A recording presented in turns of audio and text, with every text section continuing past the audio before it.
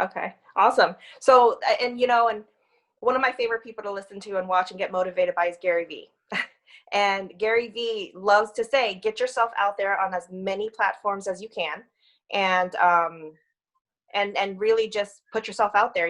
He said maybe you have a niche in the podcasting area, but filming yourself and recording it and putting on YouTube, like I am attempting to now with this terrible IT issues that I'm having right now, would market to a completely different group of audience that you never would have thought to be able to reach. But now you're getting out to them in the YouTube world. And very recently, he's been like pushing for TikTok. Get out there, get on TikTok, He do that. actually just won the bid, his agency, to be the agency of record to market in North America for TikTok. I saw the Wow. announcement actually today. Yeah, I met him like 2 years ago at his most recent book when it launched at Wine Library, his dad's Yeah. store.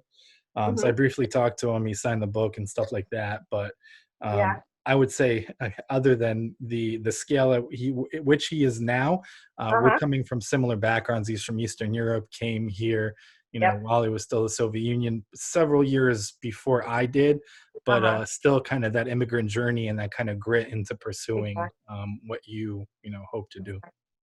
Exactly. So, now that you touch on it, and I didn't even have it as one of my questions, but Roman, how do you feel like being a first generation Ukrainian American really sets you different from a lot of just American born individuals, whether they're first gen, second gen, or whatever?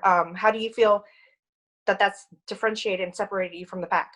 Yeah, I think I'm hungrier and I have a different kind of a chip on my shoulder, or more like Yeah. a grit. There's a lot of companies, unicorn companies, that people first generation immigrants or children of first generation immigrants have founded a lot of billion-dollar companies from Eastern Europe, and just immigrants in general. A lot of immigrants that come from situations where they're war torn, or hunger and famine or disease or oppressive governments. They come here, and Yeah. they've been through all that, so this is just kind of like a cakewalk in a way. Like, you still have your struggles, but it's an open economy, where if you have the will and Hmm. you develop the skill set, you can really do what you want to Yeah. do, really Yeah. build your own brand online. I mean, all you really need is the internet connection, and with the changings and happenings in the world, online is really Hmm. important. And I think it's just one of those things that adds grit, like I said, and Yeah. persevere through things that people that may have not experienced it, may have a harder time dealing with. Exactly, 100%. I'm first generation Vietnamese American, and so it's also something that I feel like is very different between me and others. And my birth year is 1982, and as a 1982, depending on which website you're going to, I can be classified as a millennial, I can be classified as a Gen X, or what they like to call a Zennial. And to me, I do not fit any of the classifications for what they consider a millennial. And in talking to different people, and here in Miami we have a lot of first generation Cuban Americans, and so in speaking with them I came to realize that I think it's just the first generation takes us and makes us completely different from that millennial concept of being entitled and just kind of like letting things come to you, and not working as hard. I'm not saying that that's all millennials, I'm not generalizing, but that's what the internet likes to tell us.